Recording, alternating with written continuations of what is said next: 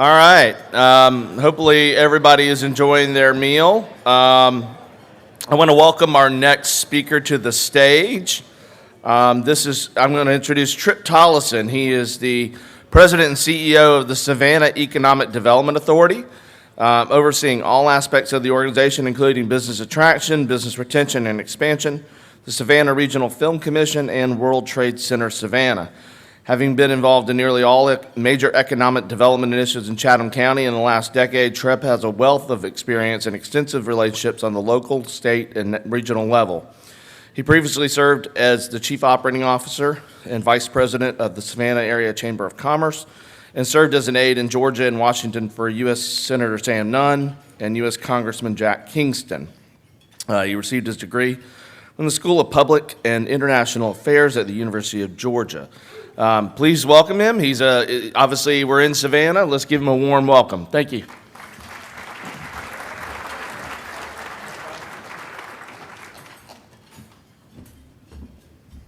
Good afternoon, everybody. Who is spending the most money in our town? Oh, I got a hand up over there. Anybody else? Thank you for doing that. In fact, if you're here through tomorrow, we encourage you to keep doing that tonight. A lot of bars and a lot of fun. It's great to be here today, especially surrounded by so many peers. The work that is going on in the Southeast right now is truly phenomenal with all the growth and all the projects that are going. I've been with Savannah Economic Development Authority for about 11 years, and we have the same mission, which I think is very similar to many of you, and it's basically to market and sell Savannah to the world and with the objective, obviously, is to create jobs and investment. All of you, or at least most of you, have the same objective as well, and it's really hard and intense work. I will tell you that, and I think you all agree. But with a little luck, landing companies and working hard, you have the ability to grow economic opportunities right in your backyard. We also know that these development deals don't happen overnight. It takes years, sometimes decades, to lay the groundwork, build the foundations that get you to the successes, and of course, the big wins. So I thought we would do some quick time travel today in hopes that we can point out and create the picture of the Savannah Economic Development Authority, or what we commonly refer to as SEDA, and what the economy is doing in the Savannah region. So we'll start on January the 14th, 1925, the Savannah Port Authority held its first meeting. If you do the math, you are correct. We're celebrating our 100-year anniversary next January. Our role was pretty straightforward during this time to manage the port of Savannah. You look back at the first set of minutes, and it's quite comical to me, is the entire meeting was centered around complaining about issues that Savannah was having with the Corps of Engineers. Any of y'all been there, done that? Get the t-shirt? It's amazing to me how some things never change. But we have a great relationship with the Savannah District, and they're phenomenal people and doing a great job. Savannah Port Authority really started its economic development track when it landed one of the first major industrial projects in the region in 1935 along the Savannah River, known as the Savannah Bag and Paper Company, which later became Union Camp, is now known as International Paper, which is one of the leading suppliers of paper products in the world. International Paper currently has 3 major facilities in the Savannah region and employs a couple thousand folks, and I know that it's still one of the top customers at the Georgia Ports Authority. In 1945, during the post-World War II boom, led to a name change, and on March the 9th, 1945, our name became the Georgia Ports Authority, giving us management of both the deepwater ports in Savannah and Brunswick. In 1951, recognizing the growing role of managing the Brunswick and Savannah ports, as well as developing economic development opportunities for Savannah, the Georgia Ports Authority became its own entity, and our organization separated, and we became known as the Savannah District Authority. Now, this is significant because this was created by a statewide constitutional ballot question. Imagine back in your home states, your development authority is basically created by a constitutional amendment ballot, and that was a big deal for us, and it gave us a lot of power to do a lot of the things that we do today. This amendment, though, is very significant because it basically made the Savannah Port or Savannah District Authority an instrumentality of the state, and we created a public corporation. Furthermore, this amendment gave us the authority to issue revenue bonds, abate property taxes, and what is unique about us is that we're able to enter in direct lease agreements with companies, universities, all kinds of different institutions directly without having to do some of the other creative things like phantom bonds and things like that. So that was a big moment for us as well, and we still operate under that same structure today. Now I'm going to jump to 1967. I was skimming the pages of our 1967 annual report and noted a 3-sentence paragraph. And it basically said that on September the 29th, 1967, Grumman Aircraft located in Savannah from New York and would hire 338 people. Little did we know what that company would mean to this region today. Now known as Gulfstream Aerospace, they are the largest manufacturer in Georgia, and of course, they're the largest aerospace manufacturer in the southeastern part of the United States. There are over 13,000 employees in Georgia, 12,000 located here in the Savannah region. Gulfstream's headquarters and all of its research and development activities are done here as well. Supposed to skip a slide. This aircraft, this picture says it all because the products that are being made here, if you look at the first product, which was made by Grumman, and what Gulfstream is doing today, they are the elite brand of aerospace, especially in the world of business aviation. They manufacture 6 different products here in Savannah. They have a massive, massive backlog. And again, aerospace, as you know, pays very high wages, and we're just so fortunate to have them in our community. And this also makes a good point. When you land a company, the headlines are great. It's very exciting, but it's a lot more than that, as you know. I would argue that as economic development professionals, the most important function we have is to cultivate and maintain our existing industry base. You never know what's going to happen. In this case, this is a great example of that. We spent a lot of time with Gulfstream and our airport commission trying to make sure they have what they need to be successful, and it's really, really paying off. Right now, if you wanted to purchase a Gulfstream 700 or a Gulfstream 800, it's going to take you 2 years to actually receive the aircraft, and they're selling from anywhere from $68 to $75 million a pop.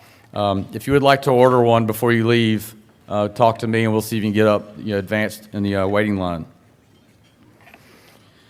So if go forward to 1977, we created our first industrial park. The name was quite unique, Savannah Ports Authority, or the SPA Industrial Park.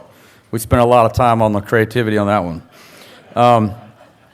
This industrial park continues to be an anchor for Savannah manufacturing and logistics companies, and it's basically on the west side towards Interstate 95. And it's full. It received great success, and we still work with projects in the park today. In fact, we've got 2 new manufacturers there as some of the buildings get reconverted. And it's another good story to talk about.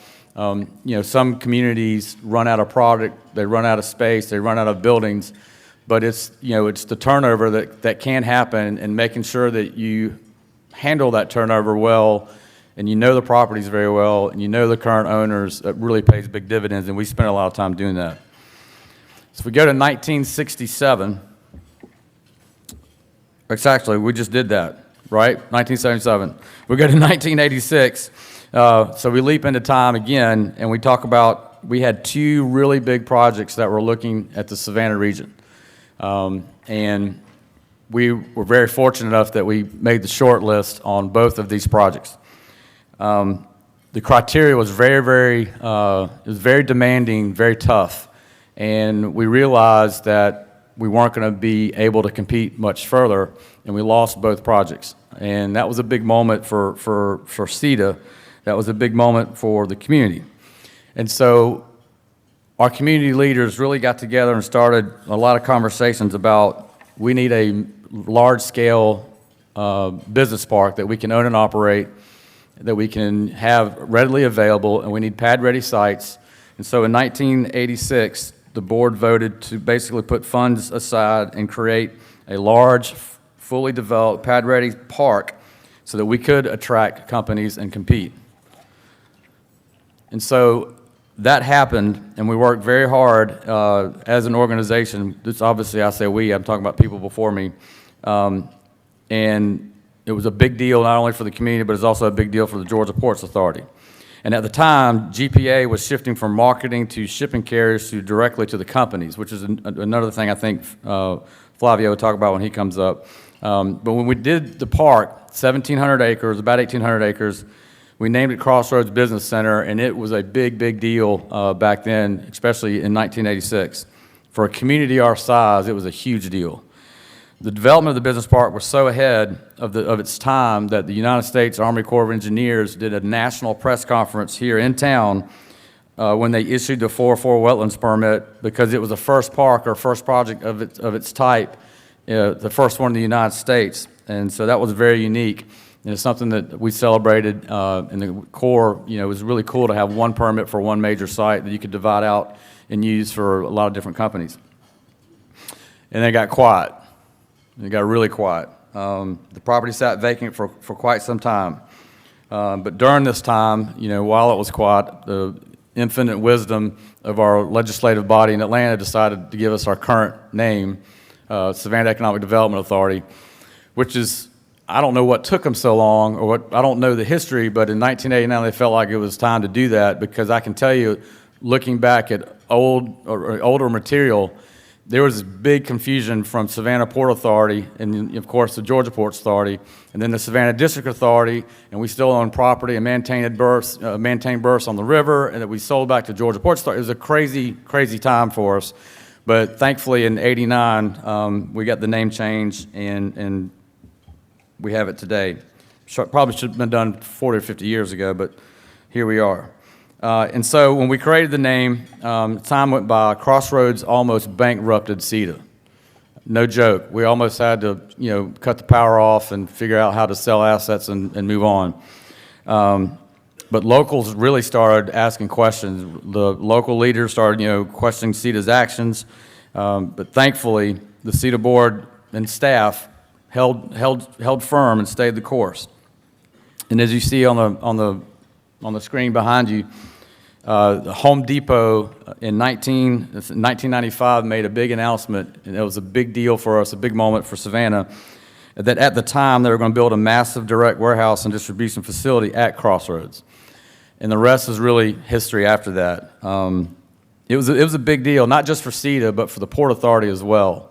At the time, GPA was doing a lot of work, you know, continuing to grow the port. But the predecessors before started realizing, okay, if this is such a big success, you know, they started realizing that if a container is going to go on a ship, it's got to go somewhere first, and if a container goes off a ship, it's got to go somewhere after that. Really good logic, but you know, something that we obviously picked up on.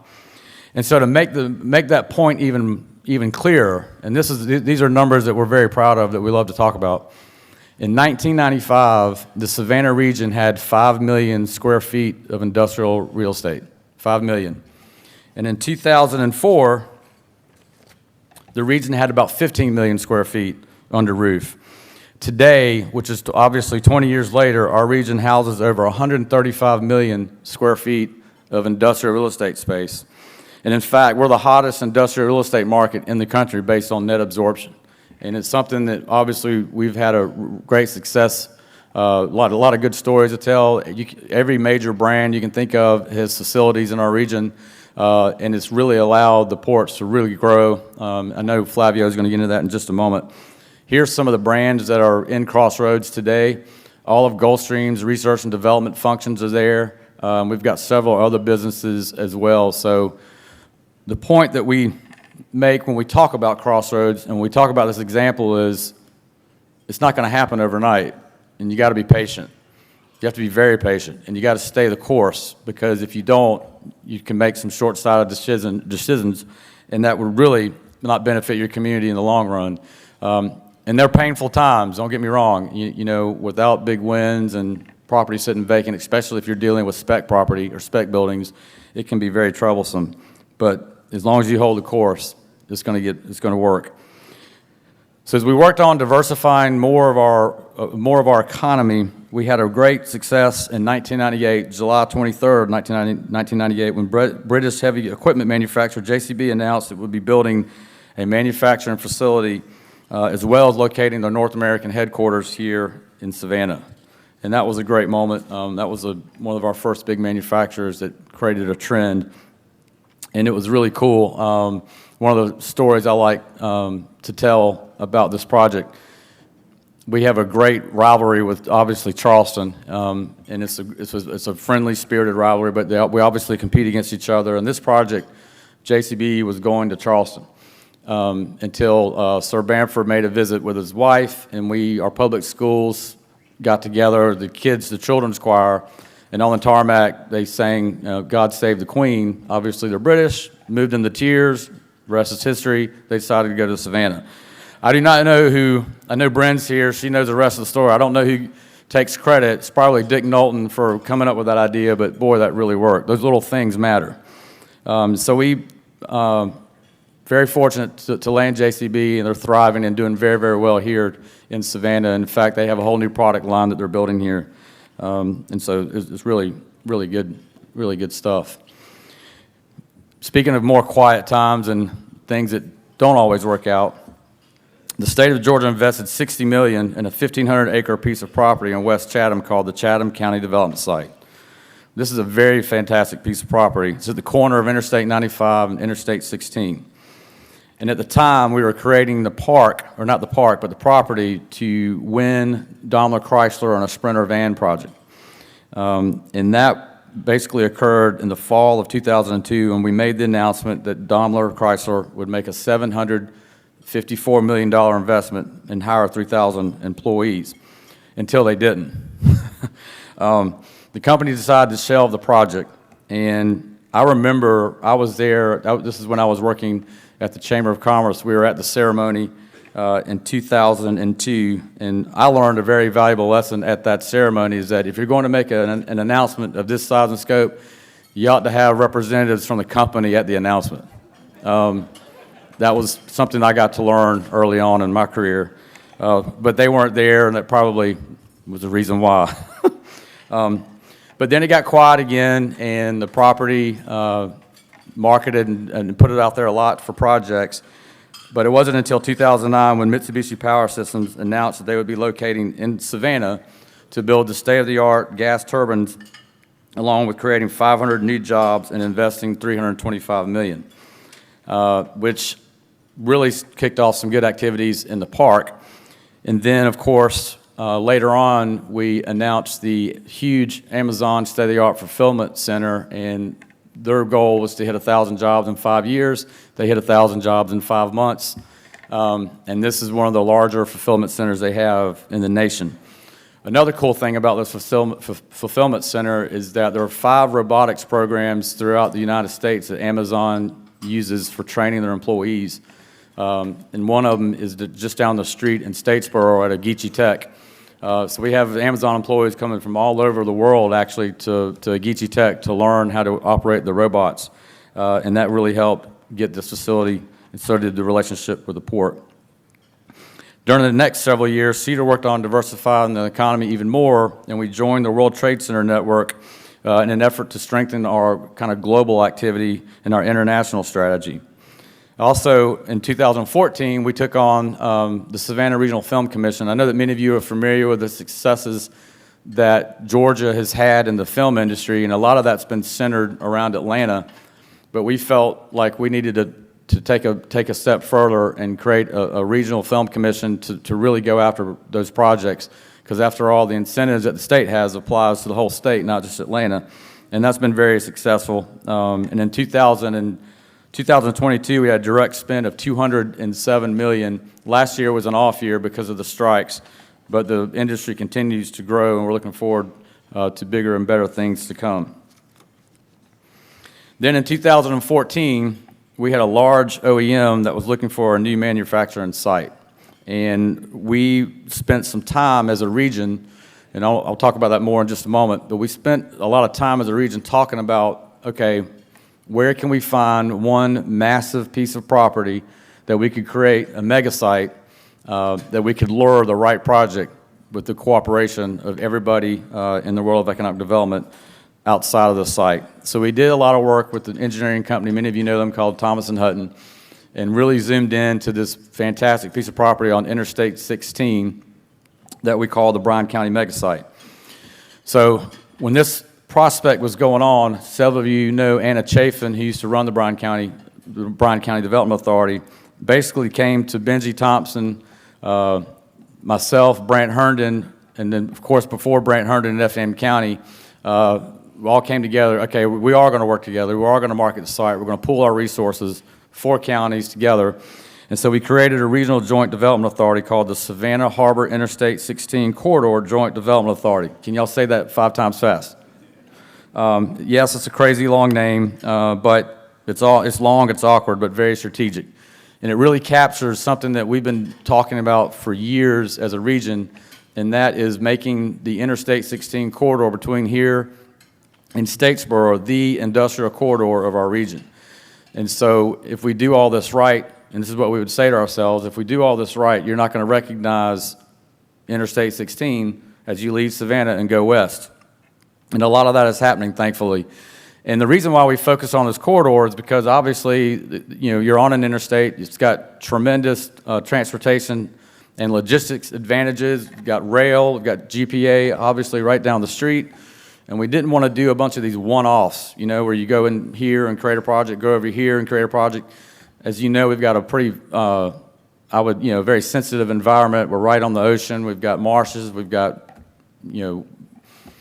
wetlands. We've got, freshwater stream. We've got all kinds of stuff. So we're trying to be very cool and calm and steady about where we go. And the corridor, obviously, I-16 made the most sense. And so that happened, and we, created this joint development authority, and we went after a project in 2014, 2015, and we lost it.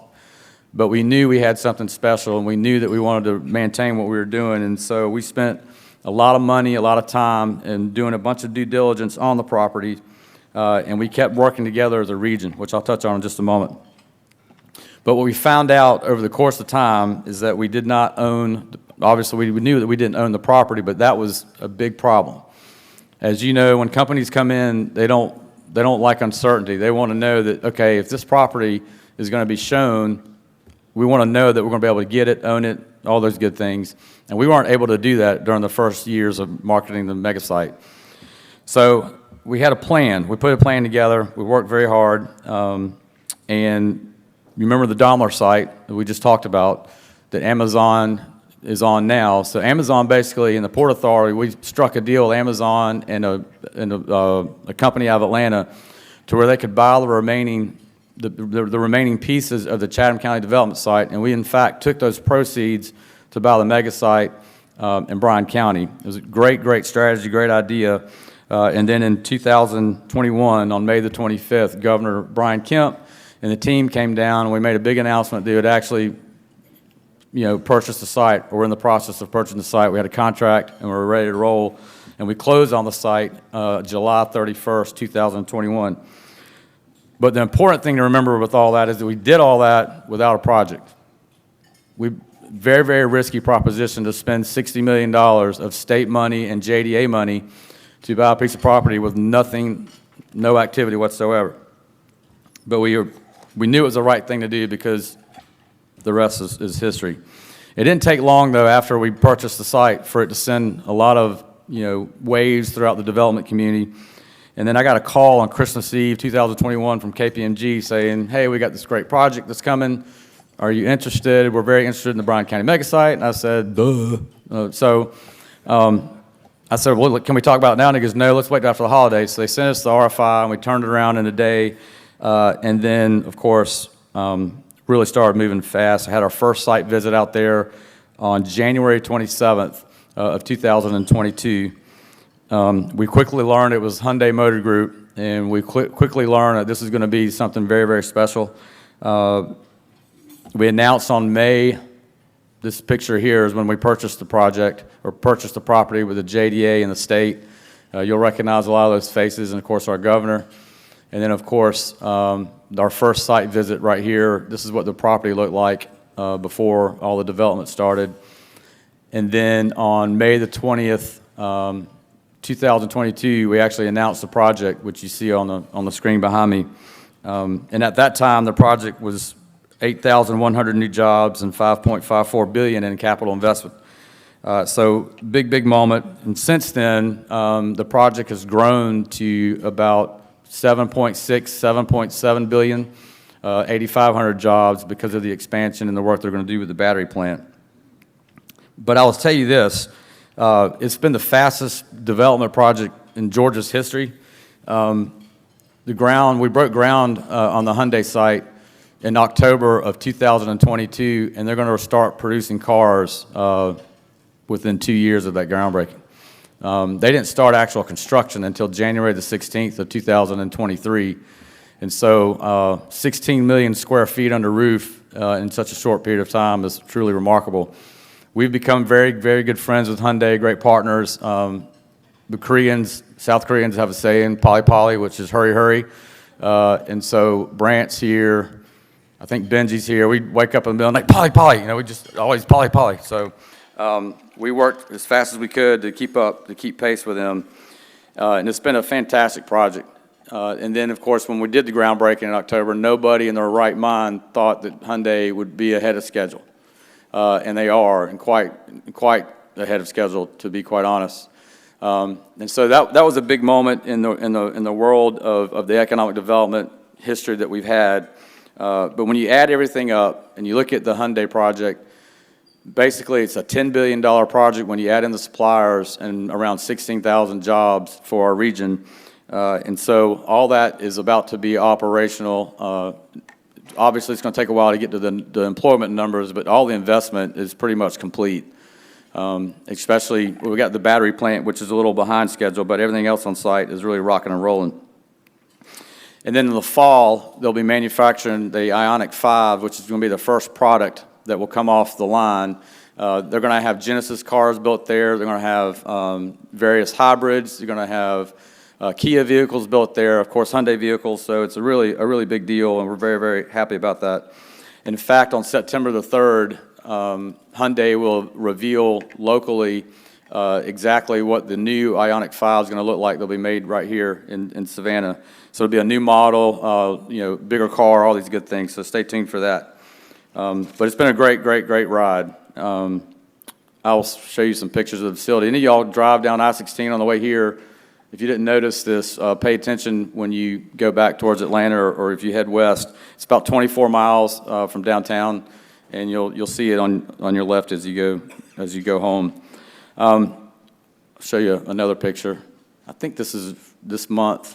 A lot of supplier announcements as well, and I just want to close with a couple things. A lot of things fell into place for this project, but I think one of the things that we're most proud of with this project is the fact that the region came together and worked very well as a team to not only win this project, but to work as a region in marketing and selling Savannah, Statesboro, Rincon, Springfield, Richmond Hill, I mean, you name it. Of course, Savannah, Pooler, a lot of these towns and communities, and everybody is really going to benefit from this effort. And I just want to say, I think Sean Register's here from Bryan County, who took Anna's place temporarily. Brant Hernan's here from the Effingham County Development Authority. Benji Thompson, I don't know if he's here.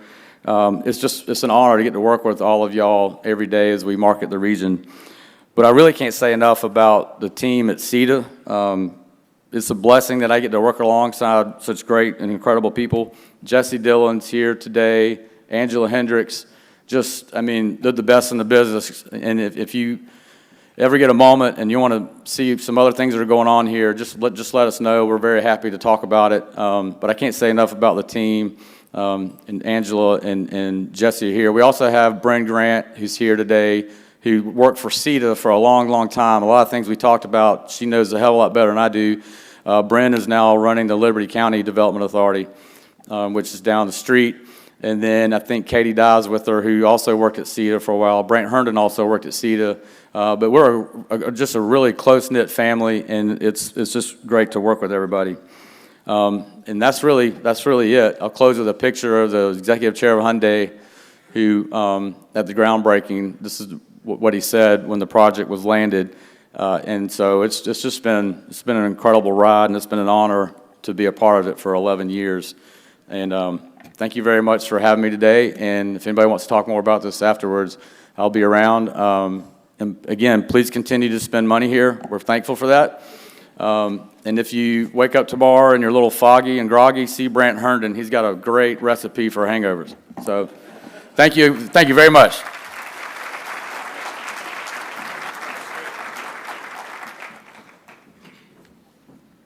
Wow, that was great. And as a guy from South Carolina, we lost some of the ones that he won, and we won some of the ones he lost. So all of those projects, ironically, stayed in the whole area. So coming up next is Flavio Batista. Flavio joined GPA in January of 2023 and serves as the Chief Commercial Officer. Since 1945, Georgia's Port Authority has served as a magnet for international trade and investment, enriching the state's economy to benefit all Georgians. The Georgia Ports Authority is dedicated to providing customers with the most efficient, productive port facilities in the nation and to creating jobs and business opportunities to benefit more than 9.7 million Georgians.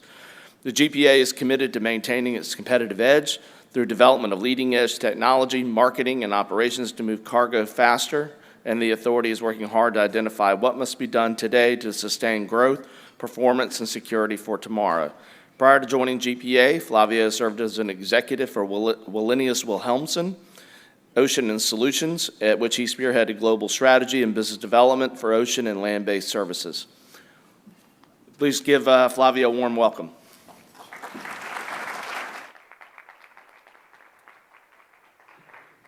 Thank you, Brian.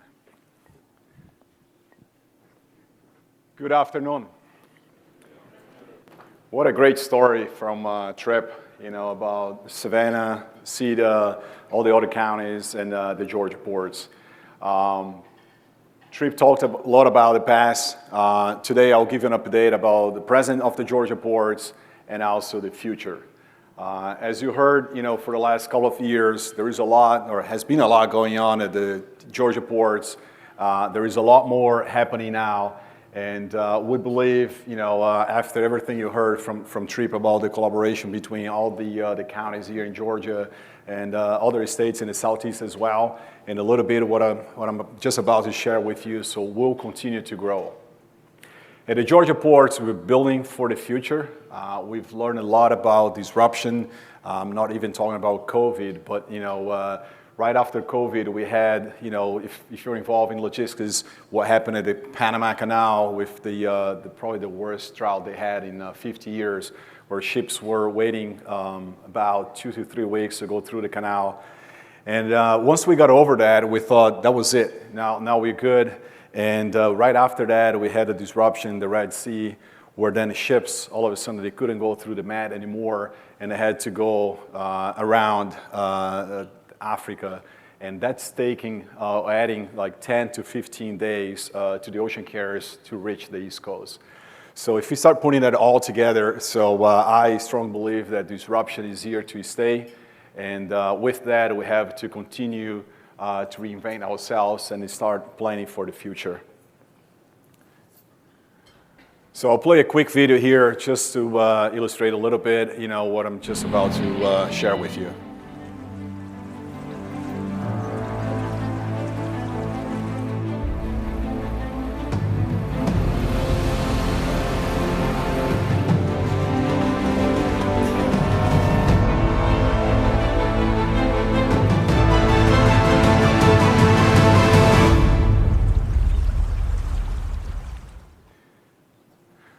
So at the Georgia ports, we have two pillars. We have container and we have what we call RoRo, or roll-on, roll-off. Container represents about 90% of what we do. The other 10% is about, between automobiles and what we call breakable cargo.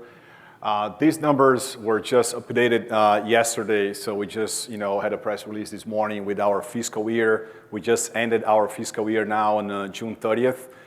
We are just starting our 2025 fiscal year. So we kind of bounced back from 4.9 million TEUs to 5.2. That's how we closed our fiscal year 2024. And then we have automobiles, and including machines as well, down in Brunswick, almost 900,000 units. For many years, the Port of Baltimore has been the number one railroad port in the industry. We've been number two for quite some time. So we haven't seen their numbers yet, so we are probably right there between 1 and 2. So just listen a little bit, all the services we offer at the Georgia ports. So we're more than just a terminal operator. So we have, I'll show you a picture. We just finished building our storage facility right across from our terminal. We also have rail. We have an on-dock rail facility, which helps us to become very efficient and offer value added to our customers. We have inland intermodal facilities. I'll show you a better slide, helps to illustrate that as well. And then we offer very good visibility to our customers. Tripp mentioned before, we work directly with the BCOs. Yeah, many years ago, of course, years before me, we work with ocean carriers. They are the ones who pay our bills. But we found out that, in order for us to accelerate growth and become even more successful, we had to work with the BCOs, the beneficial cargo owners. So we spend most of our time working with them, whether it's Home Depot, Amazon, Lowe's, and all the OEMs as well. So that's where we put most of the effort. We work with them, we try to understand their needs, and we try to add value to their business. Down in Brunswick, those are all the services we offer them. You're probably familiar with that, but if not, for the most part, a automobile produced overseas, whether it's Asia, Europe, or South America, when they get here to the U.S., they go through the ports. They normally go to what they call a vehicle processing center. Those cars, they get processed, meaning they could be adding a GPS, they could be adding like a roof rack or changing the wheels or do a recall. They get ready, they get a pre-delivery inspection before they go to the dealer, and we walk in and buy those cars. So that's very popular. About 8 to 10 million vehicles a year are imported, and they go through those processing centers.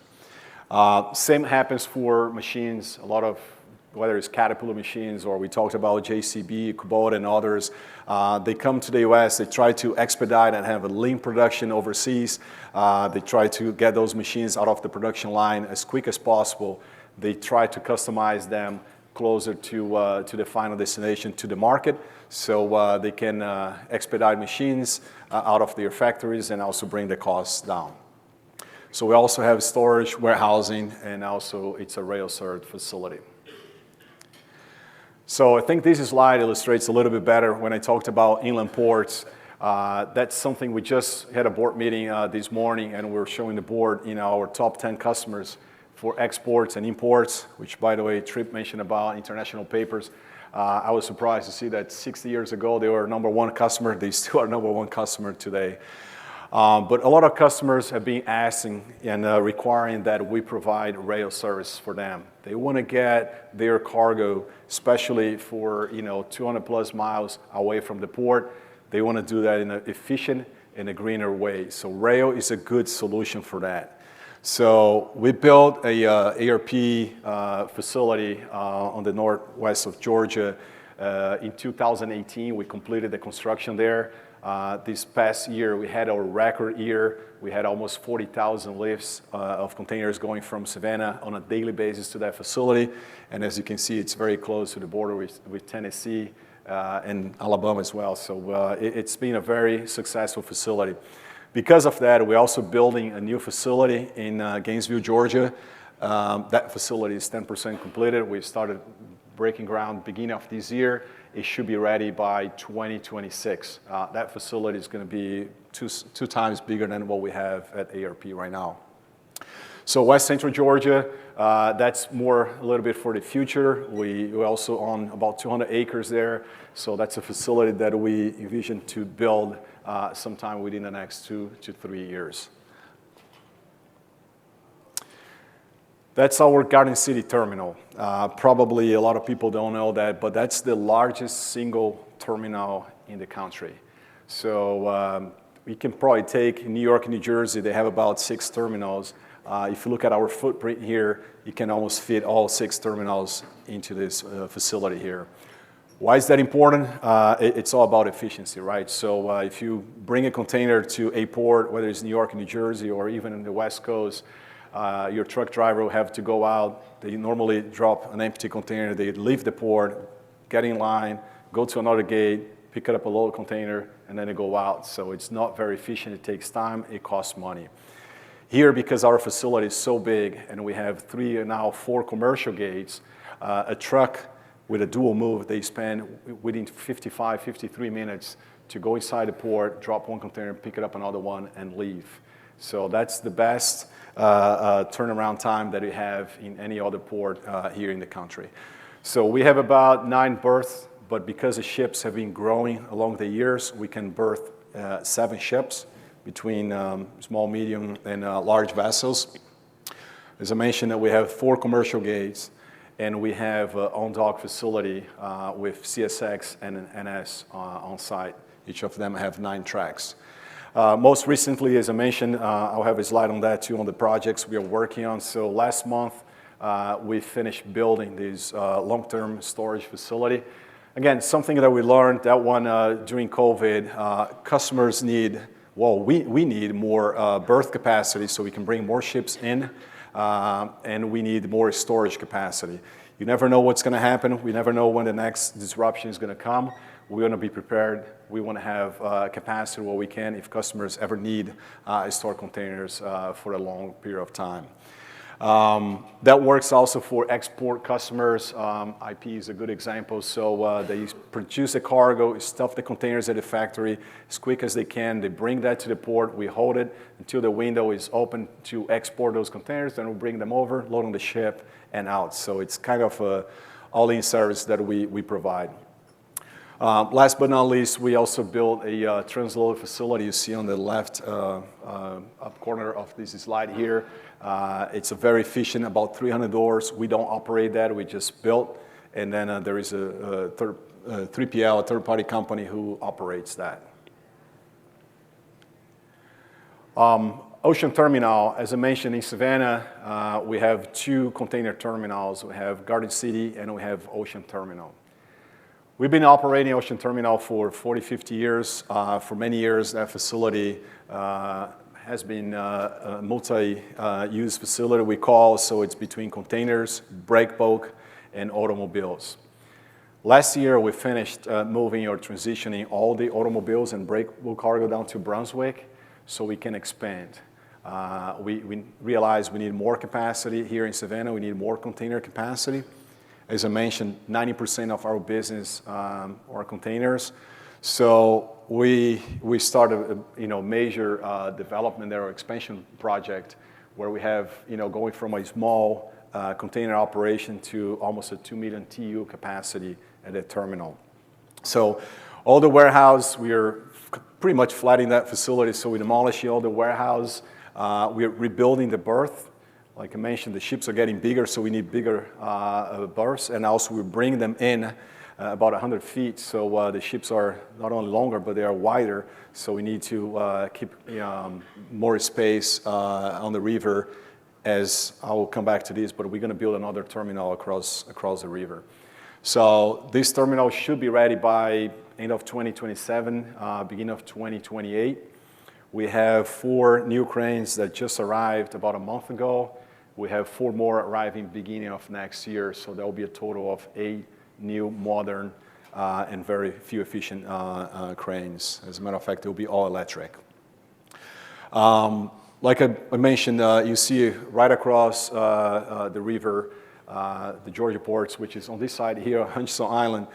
We own that property as well. There will be a future Savannah container terminal. So we'll probably start building that in 2029, 2030. We've applied for a permit.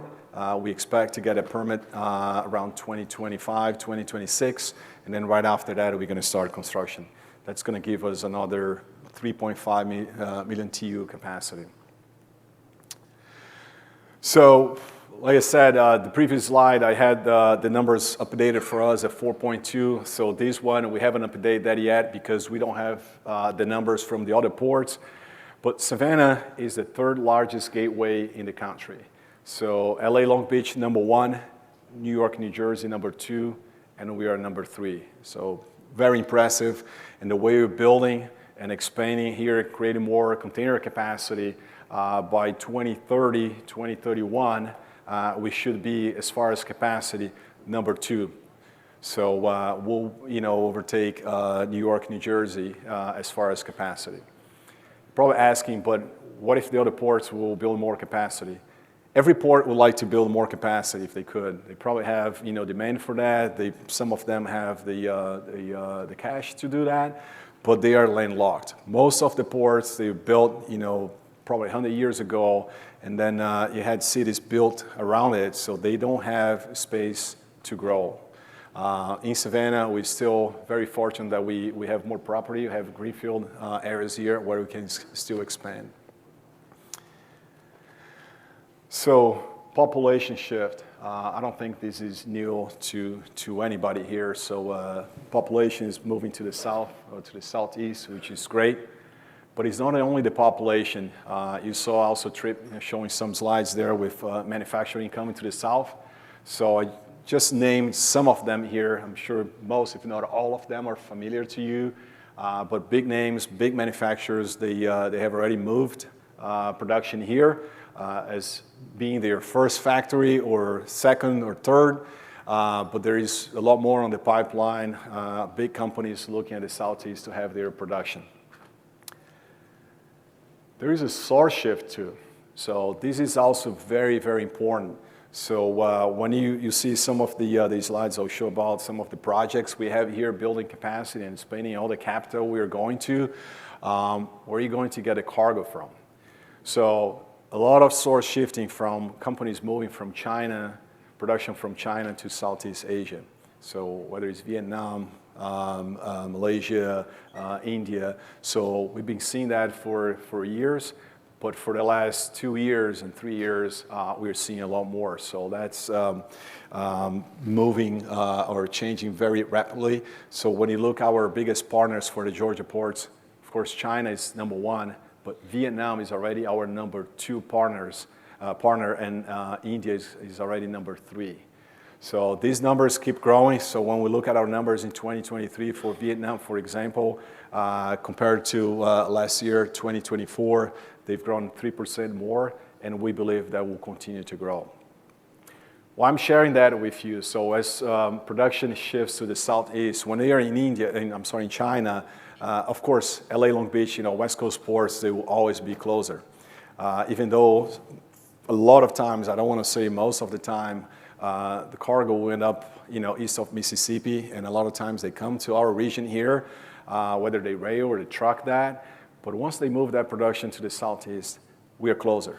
So East Coast ports are better, and but like I mentioned, a lot of them cannot expand. They cannot create more capacity, so we can. We have been attracting a lot of this growth of production in the southeast, and we'll continue to attract that business coming to our region here. I love this slide. So this is about connectivity, and this is not a Georgia Ports slide. This is a United Nations slide. They update this every year. So Savannah is ranked number 42 best connected port in the world. So what does that mean? We're just behind New York and New Jersey. That's the number of services. That's the number of vessels calling the port on a weekly basis. So we have about 37, sometimes we have 40 different ships and services calling Savannah within a week. So every week, that's the number of vessels that we handle at our ports here. Again, why is that important? So if Walmart is sourcing now from China, but then tomorrow they are sourcing from Vietnam or from India, and they have a big DC here, they don't have to go somewhere else and look for another port. They know that those services will come to Savannah. So once these companies, and you saw Trip, showing some of them, the investments are pretty steep, right? So it's $100 million investment here.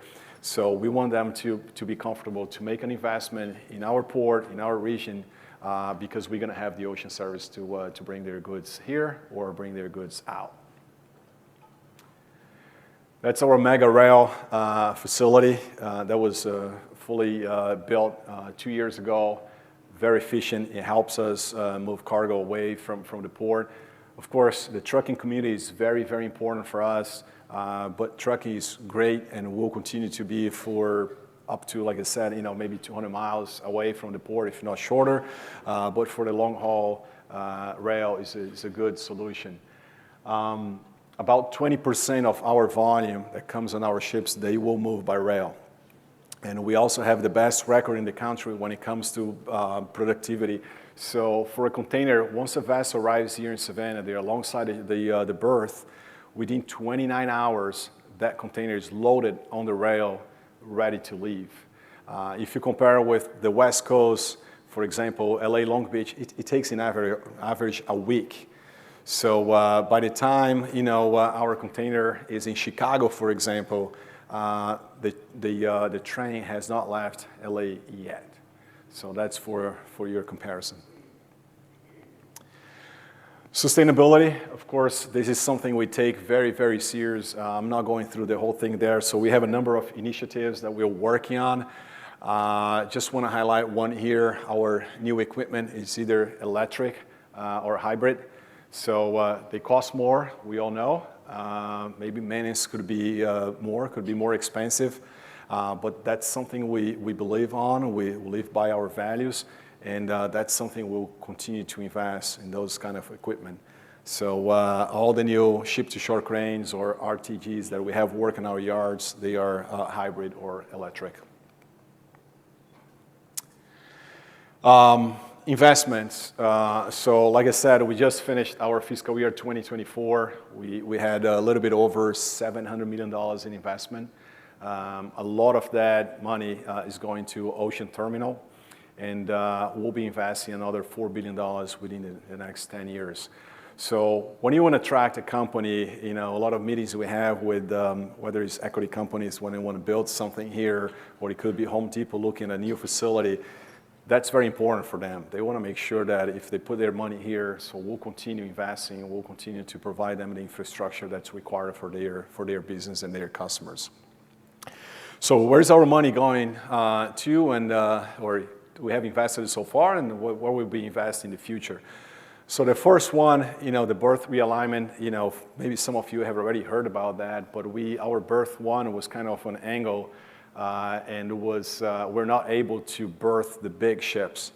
So when COVID hit, our volume tanked. We said, okay, perfect timing. We should demolish that berth now and rebuild it.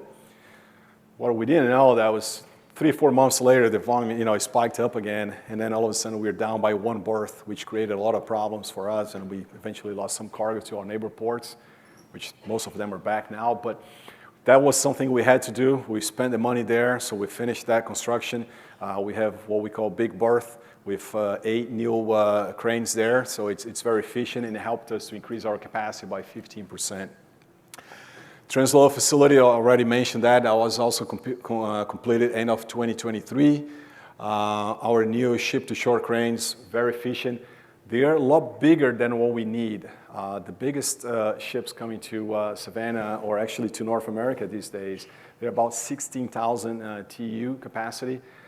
But those cranes, they can handle up to 22,000 TEU capacity. So we don't need them yet. We have other challenges that we have to deal with, including the bridge.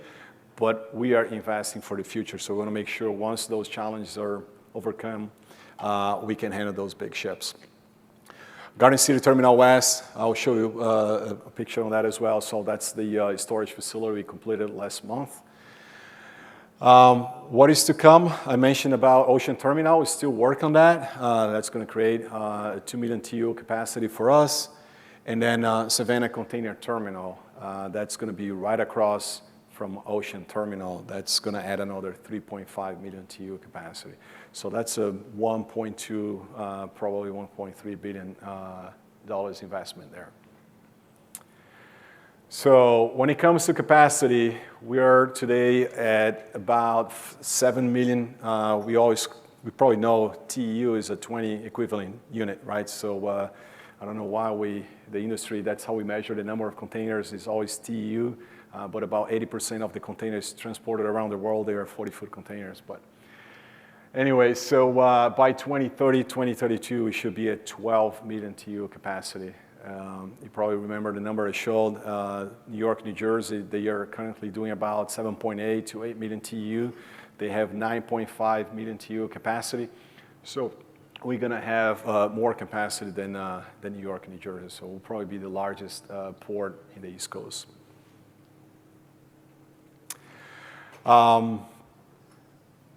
When we go to customers, when we sit down with the BCOs, they don't look at what happens within our ports. They want more. They want to have entire supply chain. They want to look at our trucking community. They want to look at our rail capabilities.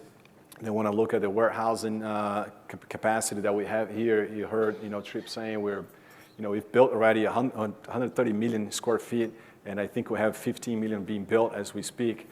So those are the things that the customers are looking for before they decide to move their product through our gateway here. We have it all in Savannah. And working with partners, we'll continue to building more capacity here.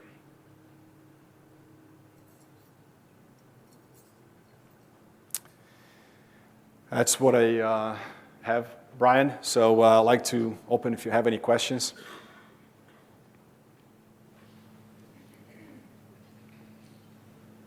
I'll take that as a no. Thank you.